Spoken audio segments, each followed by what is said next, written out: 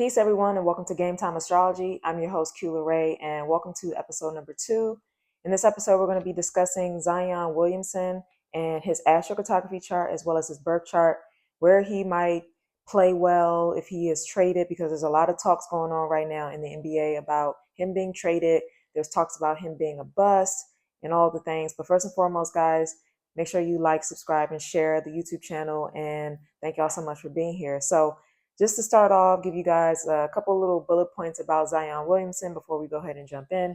So Zion, he plays for the New Orleans Pelicans. So we're going to be looking at his New Orleans astrocartography chart. We're going to be looking at that specific location, New Orleans, Louisiana. He went to Duke, and he was the first overall pick in 2019 in the NBA draft. He was also named to the NBA All-Rookie First Team in 2020, and in 2021 he became the fourth youngest NBA player to be selected to an All-Star game. Okay, he was born in North Carolina.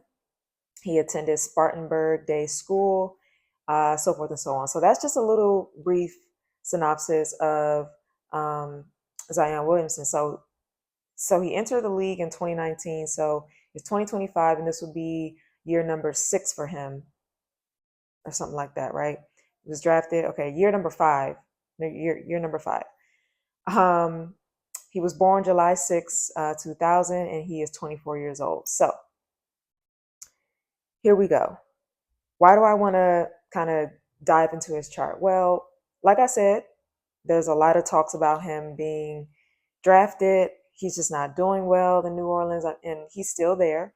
Again, he was drafted to the New Orleans Pelicans. He's still there. He still plays for that team, but he's been struggling throughout his career in that location. And I really want to do a deep dive into his astrocartography energy in that location specifically. And so the first thing that I noticed in the astrocartography chart is, and I'll put his chart up as well so you guys can see it. The first thing I noticed in his astrocartography chart is that there's a Saturn and there's a Jupiter line, right? So there is a Jupiter sextile ascendant line, and there is also a Saturn sextile ascendant line as well. And his Saturn is in Taurus in the second house and whole sign houses, and his Jupiter is in Gemini in the third house and whole sign houses. Now, I know you guys are kind of wondering, what does that basically mean here? So in my research, what I come to find is that when you have a Saturn conjunct Jupiter like this, if you're not super disciplined, Jupiter can extend and exacerbate the energy of Saturn, because Saturn is the planet of discipline. Saturn is the planet of responsibility and power and structure and being wise. And if you are not a person that is responsible and all those things, wise, an authority figure over your life, think of LeBron James, for example, right? LeBron has a stellium in the sign of Capricorn, and Saturn, the planet, rules Capricorn. And so if you don't have, this Capricorn-esque, Saturn-esque vibe about you, or maybe you've struggled with that throughout your life, and you have a natal chart where Saturn is conjunct Jupiter, it's likely going to give you some issues, because Jupiter is the planet that rules the sign of Sagittarius, and Jupiter is the planet that talks about, hey, good luck and expansion. So if Jupiter is conjunct Saturn, it's going to expand, any flaws of discipline and responsibility and being wise and being an adult and being an authoritative figure over your own life. Is going to expand any flaws in any discipline that you may have. And for Zion has Saturn in Taurus. Now, what is Taurus, right? So Taurus rules the second house of finances, values, food, the things that are tangible, our creature comforts, if you will. And Venus is the planet that rules Taurus, and Venus is the planet of love and beauty and food and good wine, and anything that has to do with good aesthetics and beautiful furniture and plants and all these things, right? Taurus is the Earth sign that is a Venus ruled sign, and then the other Venus ruled sign is Libra, which is air, which deals with more like the mental and mediating and having things be okay. But Taurus is about like food, and the reason why I bring up food is because we know, if you're an NBA fan, you know that there's been a lot of reports in the NBA regarding Zion Williamson's diet and his nutrition and all these things that he hasn't really been staying on top of.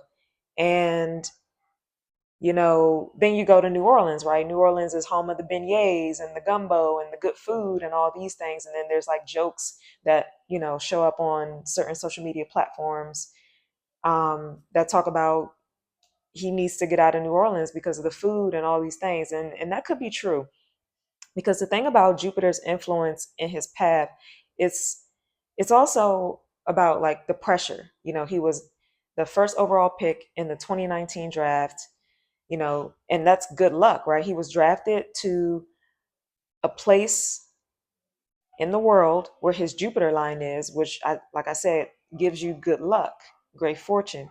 But the other thing too is that when Jupiter is in the sign of Gemini, it is detrimental. It is a sign in its detriment because Jupiter rules Sagittarius, which is the opposite sign of Gemini. And so this can create, the way that I like to think about Jupiter in the sign of Gemini is, not getting to the details, just kind of like bypassing the details, but feeling really good about what you're saying and what you're doing, because Gemini rules communication, thought, inflow and outflow of information, education. So Jupiter and Gemini for me translates feeling really good about what you said, but really like not tackling all the details. Because Jupiter is like the overall viewpoint and Gemini energy is more of like the small details. And so when you have Jupiter, this planet of this like extraness and just flamboyance and overall like good vibes and just feeling real good and happy and positive and optimistic, and just like, oh, I see things from a bird's eye view. But Gemini is like, well, what about those little small details, right? And so when I look at his astrocartography chart with Saturn in the sextile to his ascendant and Jupiter in the sextile to his ascendant, very good lines, right? You would think like, oh, this is pretty good. But see, the thing is too that I notice is there's some issues going on in that natal chart with the Saturn and the Jupiter placement being in a conjunction like that, because of the fact that, here's the thing, because Jupiter's in Gemini and it's not strong there, living on a Jupiter line for him, it's not a strong contender, even though we know that Jupiter is one of the best beneficial lines to live on. Unfortunately, not for him because of the sign that Jupiter is occupying. Jupiter doesn't like being in the sign of Gemini. We're living in Jupiter and Gemini right now, right? So he literally had a Jupiter return because he has Jupiter and Gemini, and it's at the early degrees, I believe. If I look here,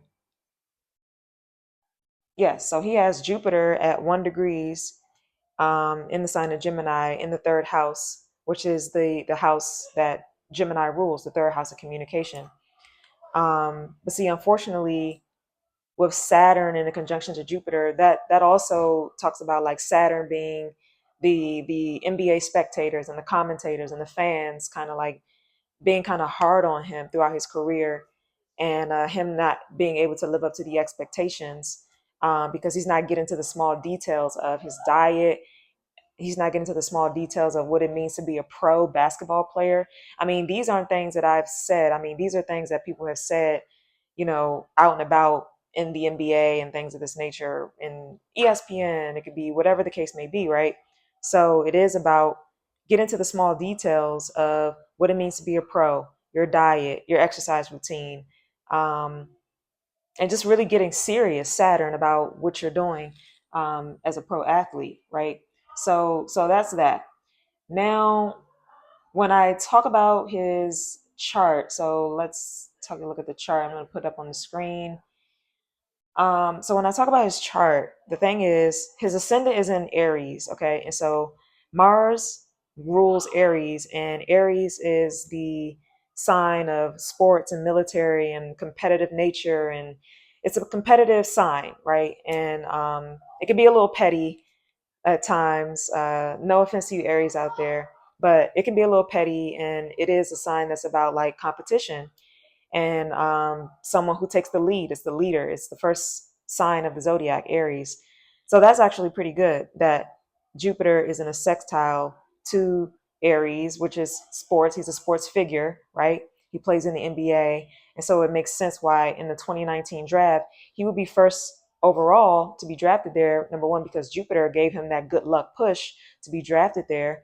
And then number two, Saturn also to be seen as someone prestigious, because when I think about Saturn and Capricorn, Saturn rules Capricorn and Capricorn rules the 10th house.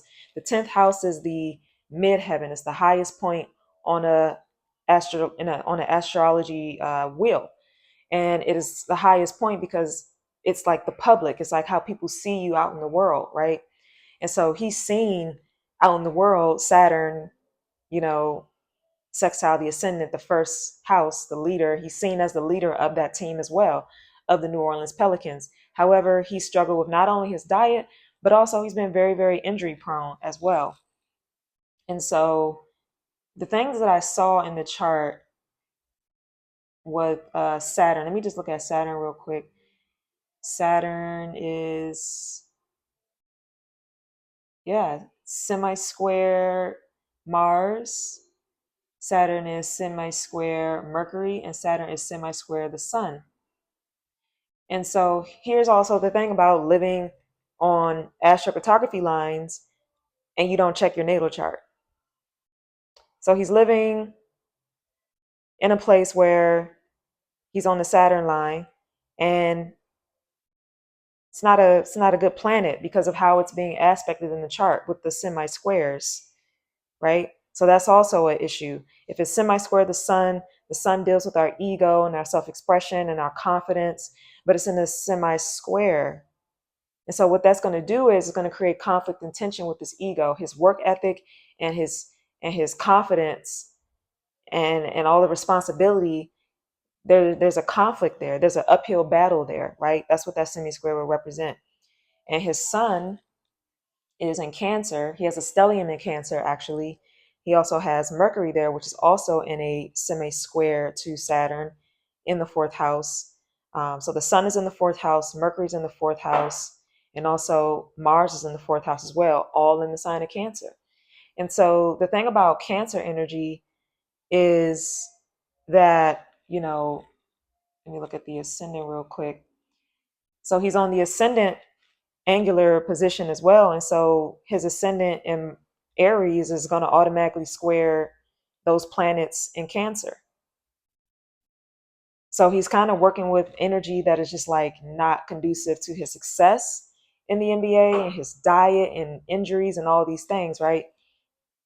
Because when Saturn is in a semi square or a square to Sun, it does take away from your vitality in a sense. The Sun rules vitality, okay?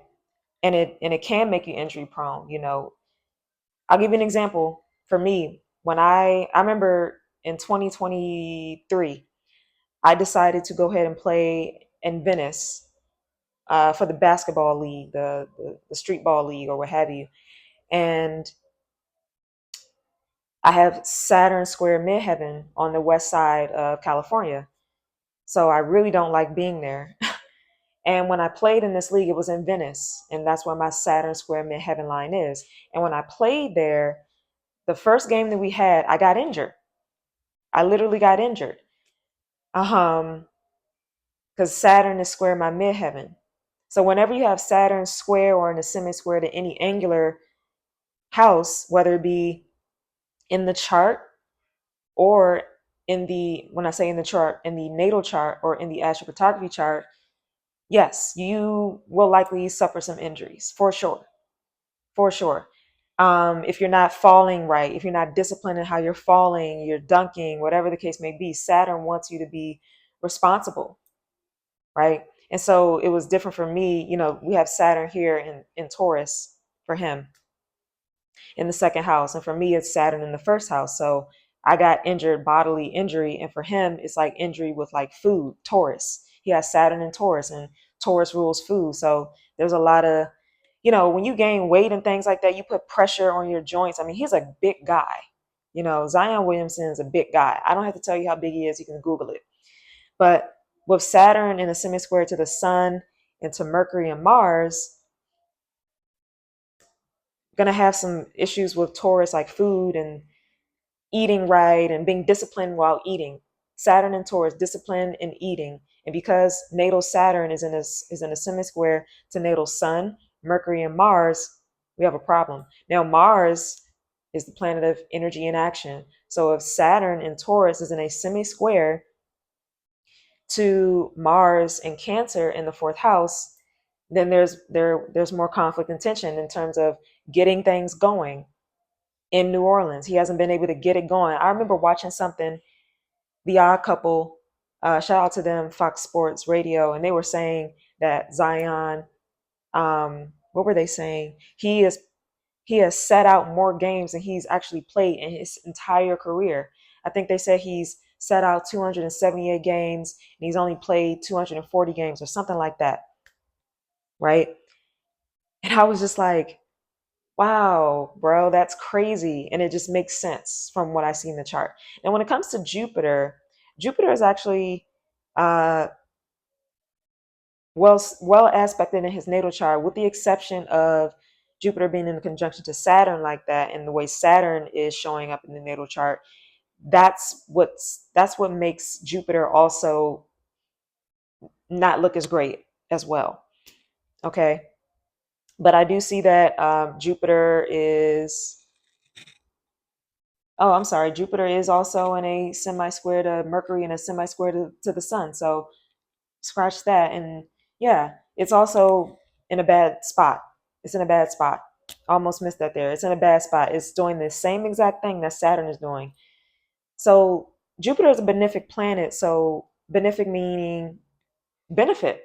You can benefit from Jupiter's energy. But when Jupiter is in a square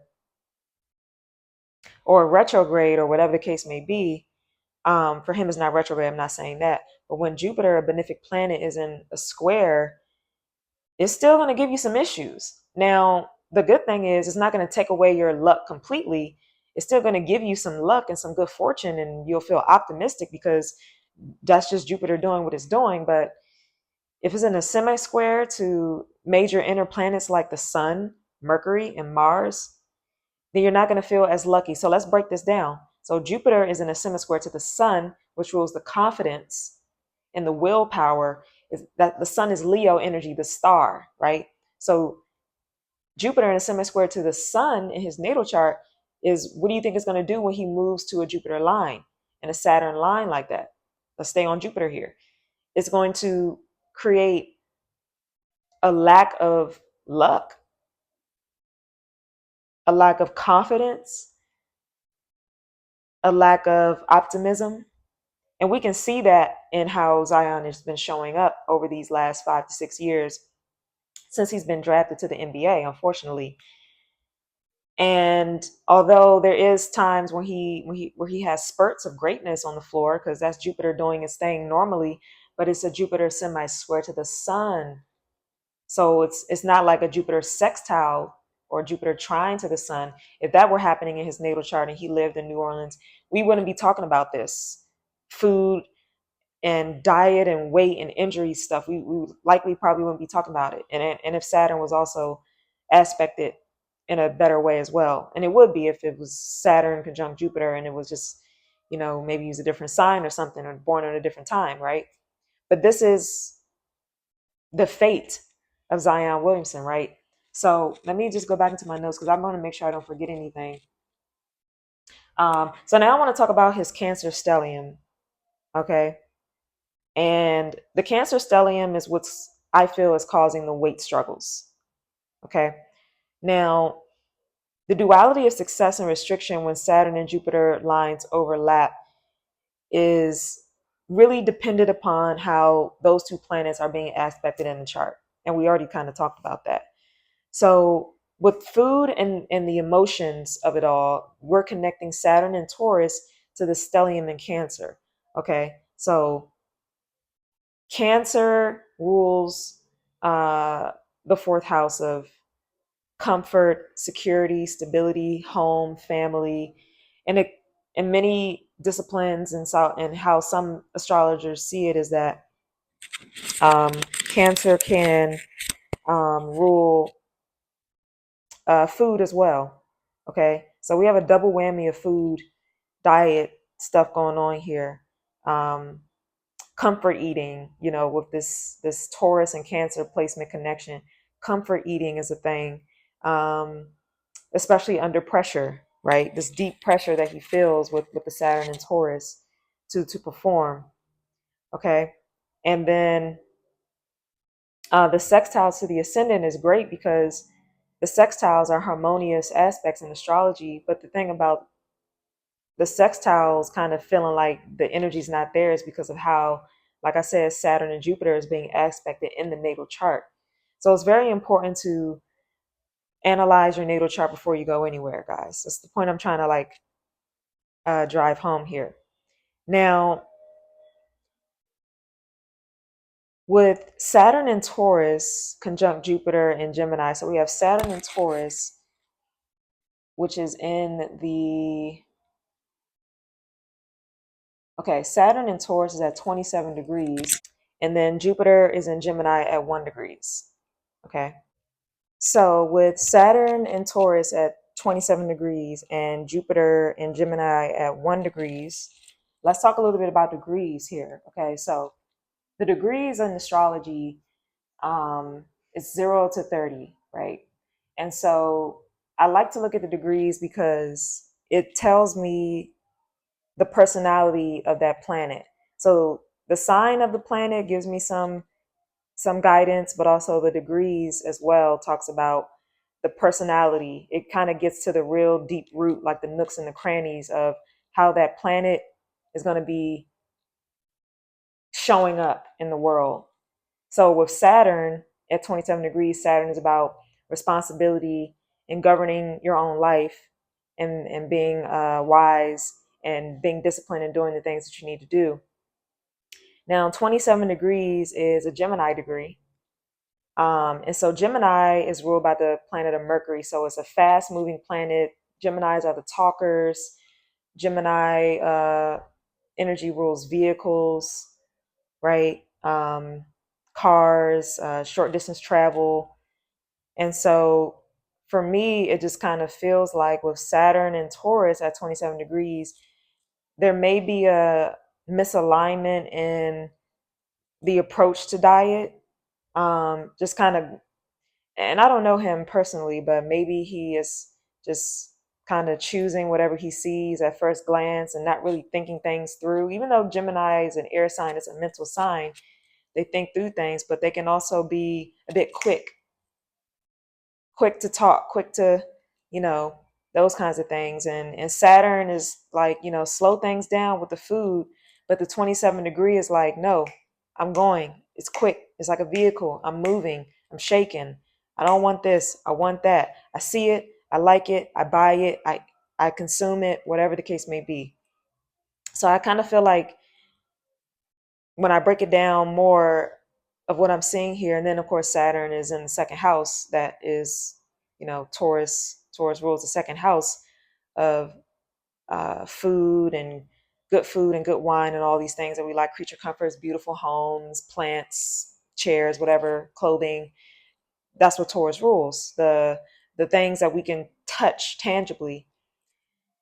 And so that's how that kind of looks to me. Now, when I look at Jupiter at 1 degrees is, we think of Aries because Aries is what? Number one, it's the first sign of the zodiac, and 1 degrees is Aries. So Jupiter and Gemini, he's going to show up exuding in that planet, expanding in that planet like an Aries, like a impulsive, just like with the Saturn, but this is like super impulsive. Jupiter and Gemini, third house impulsive.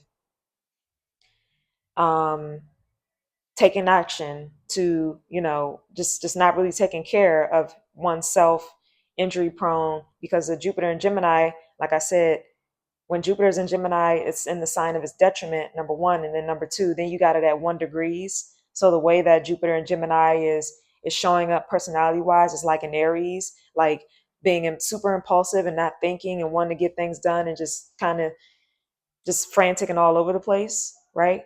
Not saying that Aries are frantic and all over the place, but this is, at the very 1 degree here, and also being in that first decan of Gemini, which is ruled by Mercury, we're talking fast actions, fast communications, not really thinking things through, not really thinking things through really quickly. That 1 degree in Gemini, the mental energy, and then not seeing the overall picture of how this can affect him negatively. The food choices, the life choices, because there's also some stuff in there about like who he's dating and stuff like that, but I don't get into that. I stick with sports here. But you see where I'm getting at here. So that can happen as well. All right. Now let's talk about something really cool. Like, where do I see Zion playing well at? Where do I see him playing well at? Where in America could he potentially be traded to where he could really thrive?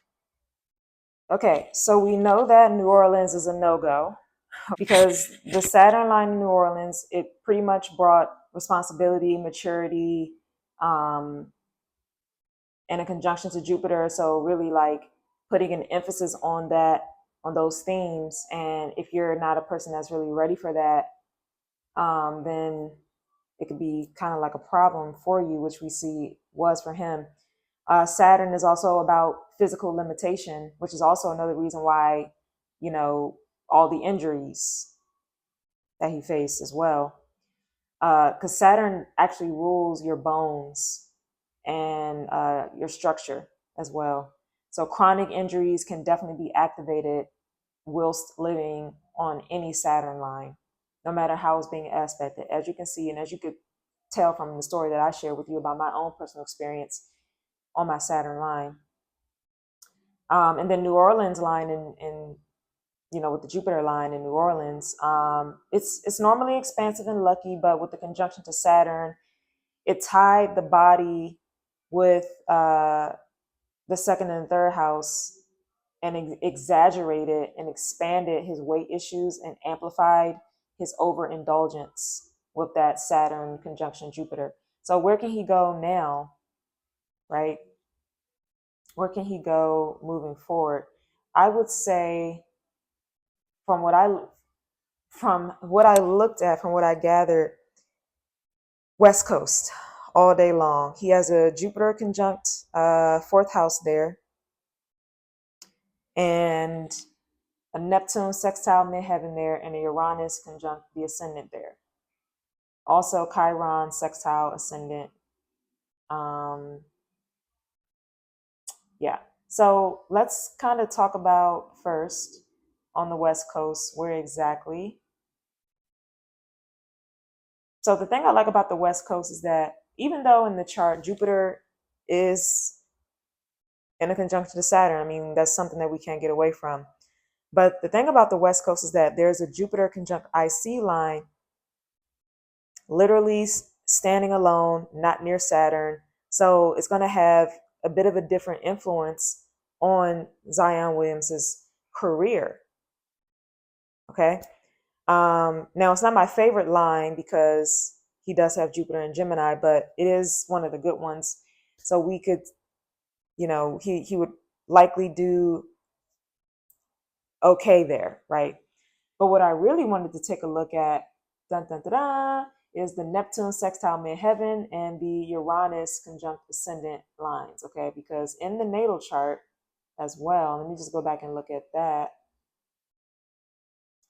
In the natal chart, Neptune is one of the strongest planets in his natal chart, meaning that there aren't any real harsh aspects to Neptune. It is retrograde in the chart, but that's neither here nor there.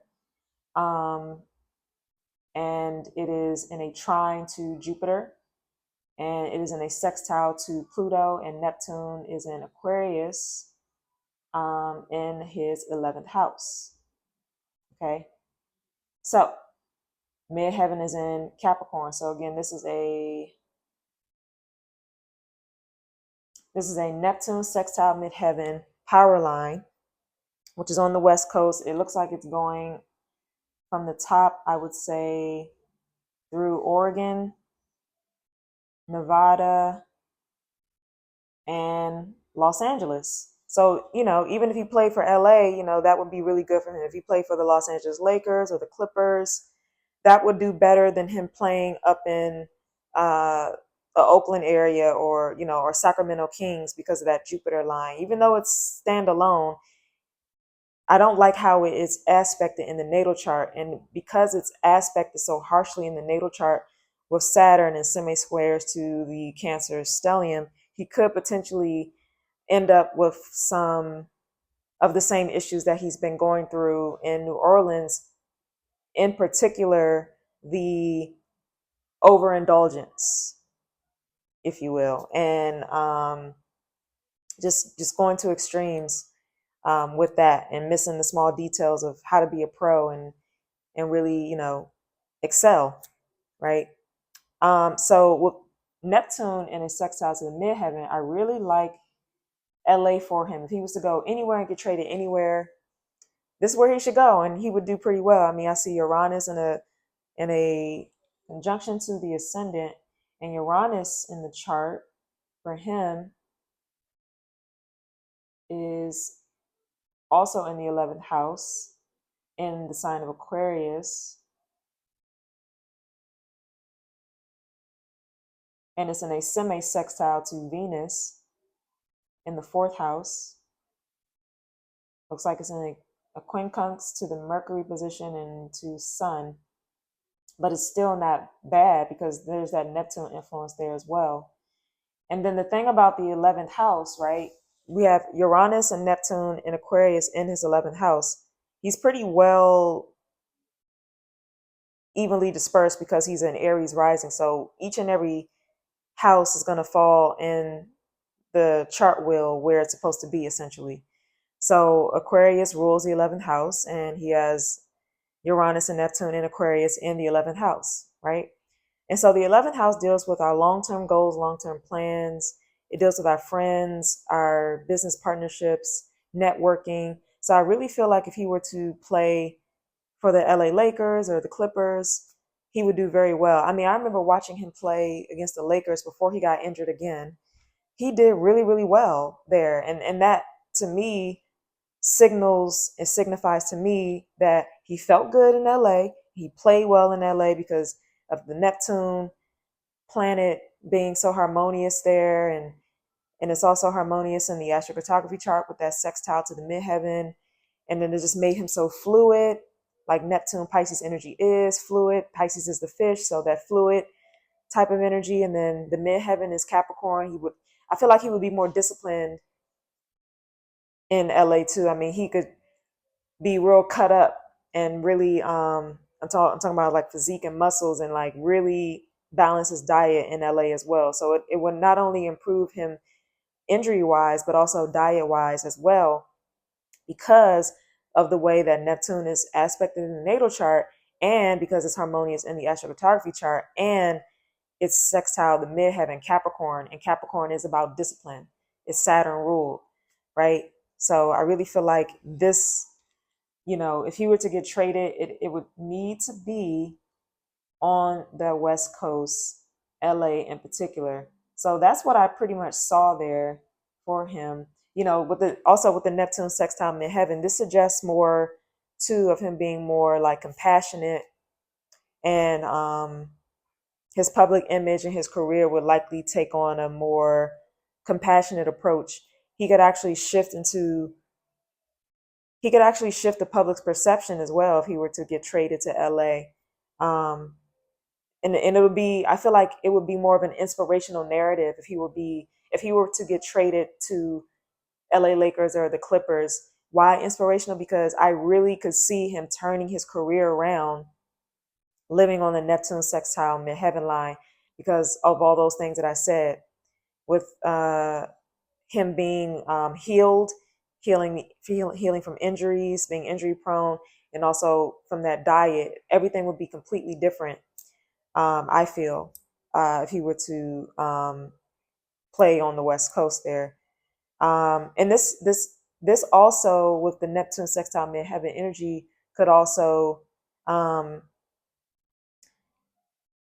soften the pressure, literally, where he could just be being fluid and just doing his thing on the court. You know what I'm saying?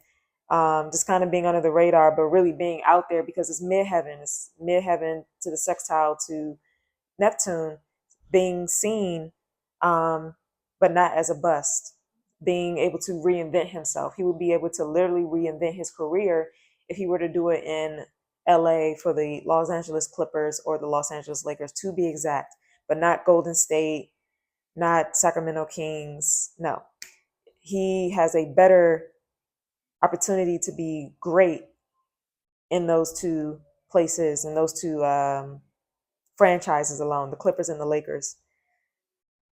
Now, with the Uranus conjunct ascendant, the Uranus conjunct the ascendant, which is Aries, and then Uranus is Aquarius.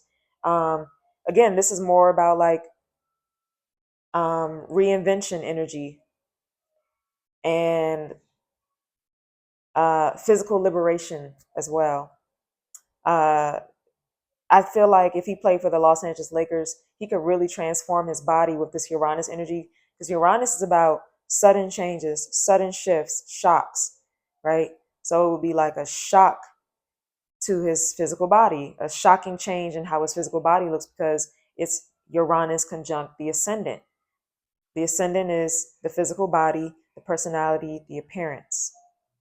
So I really feel like it would be great for shedding old expectations and really like reinventing his identity and reinventing his body and transforming his body. Um, Maybe even looking at more like unconventional diets and training options and things of that nature.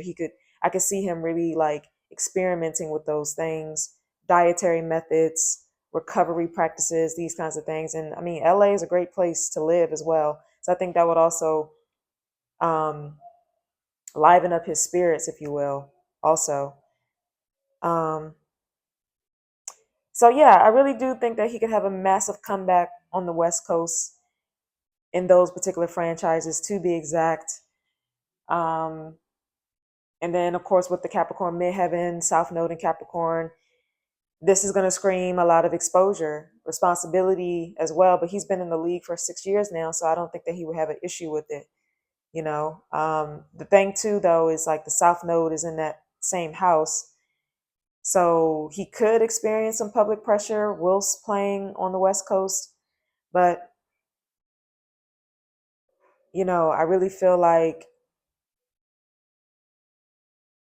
you know, with his health and, you know, with his health doing better and things of that nature, and him not living on lines where they're in conflict and tension with his sun sign and other inner planets, I really feel like he could thrive, and people will be able to uplift him because Neptune and Uranus are outer planets, which in my mind, in my astrological brain, they talk about how other people are going to react to him whilst living there and how those dynamics are going to look. And with Uranus and Neptune looking pretty darn good in the chart to me,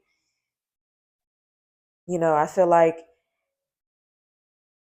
going west could pull him away from a lot of toxic patterns when it comes to um, diet and living a more holistic lifestyle and living a more healthy lifestyle, right?